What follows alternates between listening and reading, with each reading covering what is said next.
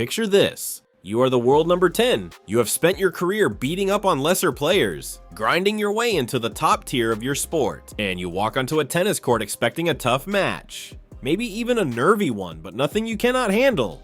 And then you step out of the tunnel and the entire stadium turns into a wall of red, white, and blue. Thousands of voices chanting a name that is not yours. And you realize way too late that you have just walked into someone else's world. That is exactly what happened to Amanda Anisimova in Cincinnati. And by the time she walked off that court 68 minutes later, she had become the newest name on a list that is starting to look less like a coincidence and more like a legend in the making. The player doing all this damage goes by Alex, and if you have not been paying attention to women's tennis over the last few months, you're about to find out why everybody else suddenly is.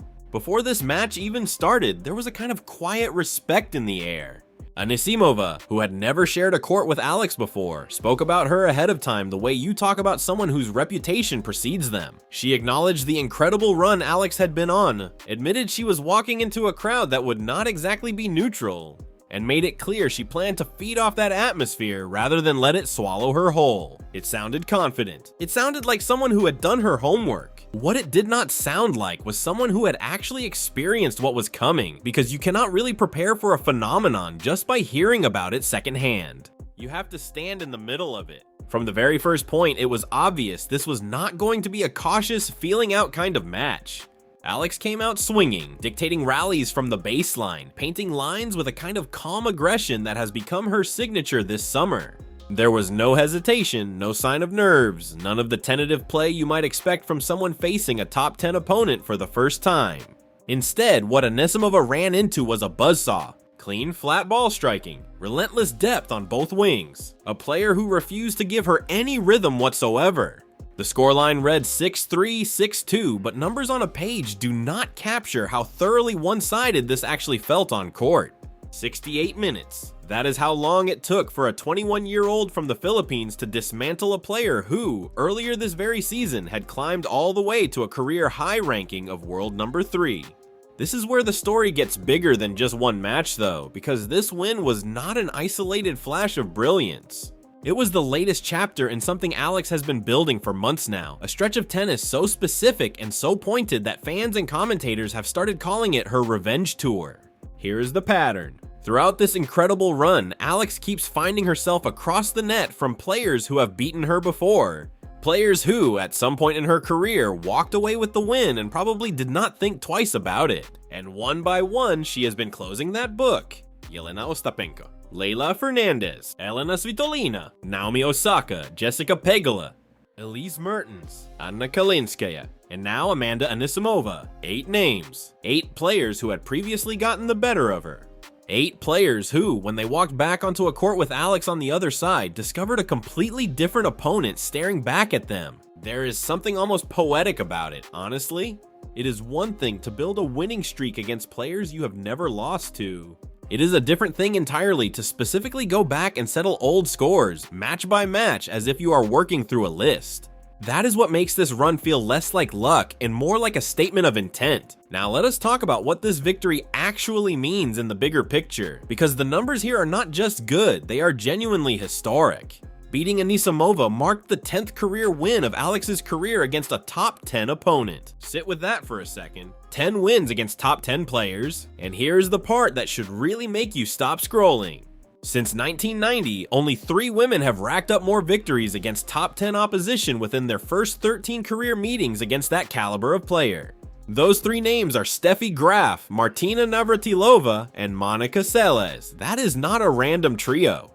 Those are 3 of the most dominant, most decorated players to ever pick up a racket, 3 names that show up in any serious conversation about the greatest to ever play the women's game. And now, sitting at 10 wins and 4 losses in matches against top 10 players, Alex's name belongs in that same sentence. Not because of hype, not because of a viral highlight reel, but because of a cold, hard statistical record that puts her in extraordinarily rare company. What makes this even more remarkable is the timing.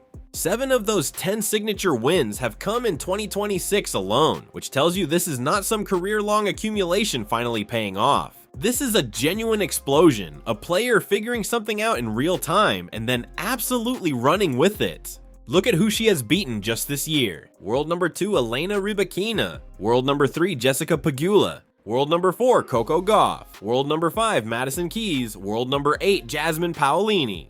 And world number 8, Aryna Sabalenka, not once, but twice. Read that list again slowly. That is not a collection of lucky upsets against players having a bad day. That is a murderer's row of the best players currently active in women's tennis, and Alex has gone through nearly all of them this season alone. 2 weeks before Cincinnati, she had already made headlines by capturing the title at the Washington Open. A genuinely historic breakthrough that announced her arrival to anyone who had not already been watching. That title kicked off a run that has seen her win 8 of her last 9 matches, an absurd level of consistency for a player still working her way up the rankings. Her lone stumble in that stretch came in a brutal 4th round battle against Olympic gold medalist Belinda Bencic in Toronto. The kind of loss that happens to almost everybody at some point during a hot streak, and honestly barely dents the larger narrative here. Speaking of Toronto, that tournament deserves its own mention because it is where this whole phenomenon really started to take on a life of its own beyond just tennis results. Sonic Stadium in Toronto reportedly transformed into what people started calling Little Manila, an ocean of Philippine flags and deafening chants supporting Alex at every turn. And when Cincinnati rolled around just weeks later, the same scene repeated itself, except arguably even louder. The Lindner Family Tennis Center turned into a sea of red, white, and blue with the chant of Laban Alex, essentially meaning fight Alex, echoing through the stands from the very first point to the very last. This was not a small pocket of vocal supporters either. Fans reportedly organized their travel plans specifically around these matches. One group apparently built an entire college reunion around attending. Another supporter reportedly made an 8-hour drive up from Toronto, having already seen Alex play there, just for the chance to watch her again in Cincinnati. Think about that level of devotion for a moment. People are not just casually tuning in on television anymore. They are rearranging their calendars, burning vacation days, driving across state lines, all to be physically present when Alex steps onto a court. Naomi Osaka, a 4-time Grand Slam champion who has experienced plenty of electric atmospheres in her own career, reportedly compared the energy in these crowds to something closer to a basketball game than a traditional hushed tennis match. And honestly, that comparison tracks. Tennis crowds are famous for their restrained, almost reverent silence between points. What Alex has managed to create is something completely different, closer to the roaring communal energy you would expect at a packed arena for a championship basketball game. And she has apparently even referenced that comparison herself, describing the atmosphere in Toronto using a phrase borrowed from the passionate, communal culture surrounding Philippine basketball fandom. There is a deeper layer to all of this too, something that goes beyond wins and losses and rankings entirely. The Philippines is a country of well over 127 million people, and tennis has historically not been the sport that captures the nation's imagination the way basketball or boxing has. But Alex's rise appears to be changing that in real time. Ohio alone is reportedly home to roughly 17,000 Filipino Americans, with Cincinnati's own Filipino community numbering somewhere between 100 and 2,000 residents depending on how you count it. And yet distance clearly was not a deterrent. Fans traveled from well outside the region, some from other countries entirely, to be part of these moments. This is not just about supporting an athlete anymore. It has become something closer to a cultural celebration, a chance for a diaspora community to rally around someone who has become, in a very real sense, a symbol of national pride and possibility. Alex herself seems keenly aware of what is happening and what it could mean for the sport back home. She has reportedly expressed genuine appreciation for how the Filipino community keeps showing up, expressing hope that this wave of support could help grow tennis as a sport in the Philippines and give fans a joyful, unifying experience they can share together. There is something refreshingly grounded about that perspective, especially from someone in the middle of the biggest breakout stretch of her young career. Now, back to the tennis, because as incredible as the crowd scenes have been, none of this matters if the results are not backing it up, and right now the results very much are. With Anisimova now off the board, Alex finds herself one win away from the Cincinnati Open quarterfinals, but do not mistake that for an easy path forward. Waiting in the 4th round, at least on paper, is a name that has genuinely given Alex trouble before: Wimbledon champion Linda Noskova. The Czech player, currently ranked world number 6, has beaten Alex twice already this season, including a tight 2-set win at the Berlin Open semifinals and a more lopsided defeat at Indian Wells. If these two meet again in Cincinnati, it would mark their third encounter of the year. And it would serve as maybe the sternest test yet of just how far Alex has actually come since those earlier losses. Beating players who have historically owned her is the entire theme of this revenge tour, after all, and Noskova represents perhaps the most stubborn unfinished business still on the list. Should Alex get past that potential 4th round test, the path only gets tougher from there. A likely quarterfinal opponent would be none other than Jessica Pegula, currently the world number 3, the very player Alex defeated in the Washington Open final just a couple of weeks prior. That victory was widely seen as the crowning moment of her breakout summer. But revenge runs both ways in professional sports, and Pegula will undoubtedly be looking to settle her own score, especially with a different surface underfoot and a Grand Slam looming on the calendar not far behind.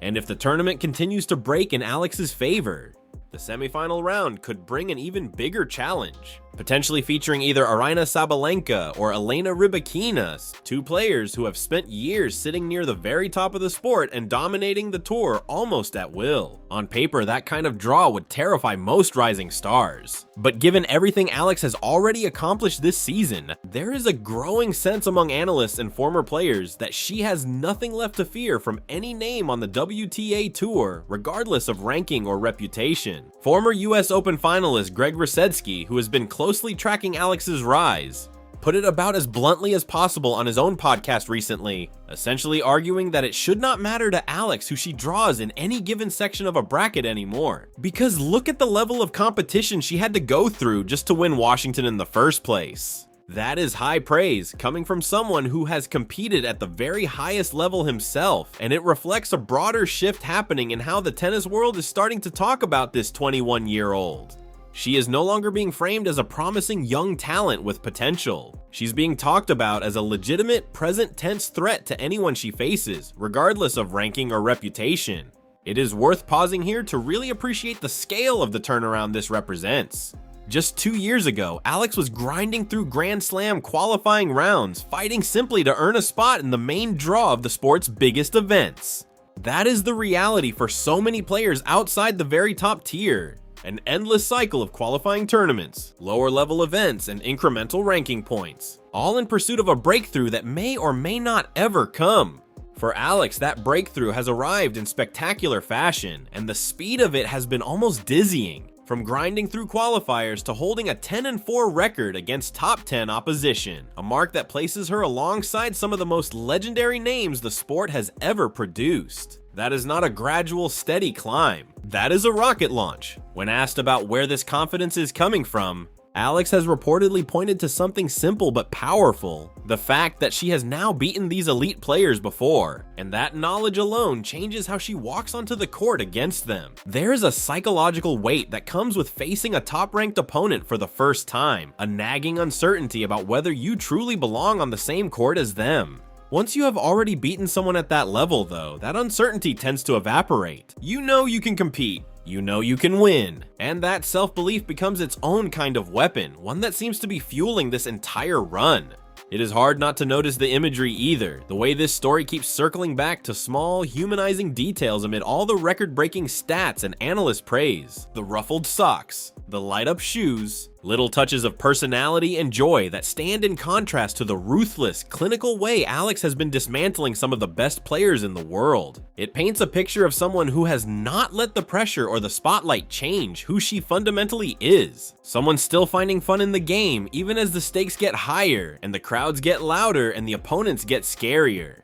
That balance, staying playful while performing at an elite level under enormous pressure, is not something every young athlete manages to pull off, and it might end up being just as important to her long-term success as the backhand or the baseline aggression. So where does this all go from here? The Cincinnati Open represents, in many ways, the final major proving ground before the US Open arrives, and Alex is walking into that stretch playing arguably the best tennis of her entire career, riding an 8-match winning streak with her only blemish coming against an Olympic champion in a grueling 4th round battle.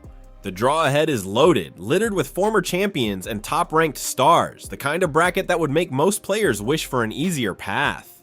But for Alex, and increasingly for the growing legion of fans following her from Washington to Toronto to Cincinnati and wherever comes next, a difficult draw does not look like a threat anymore. It looks like an opportunity, one more chance to add another name to a list that already includes some of the very best players currently competing in the sport. And if the pattern of this revenge tour holds, if the flags keep flying and the chants keep echoing and the ruffled socks keep dancing across the baseline, do not be surprised if the next big name on tour discovers exactly what Amanda Anisimova just did. That nothing can really prepare you for what it feels like to walk into Alex's world.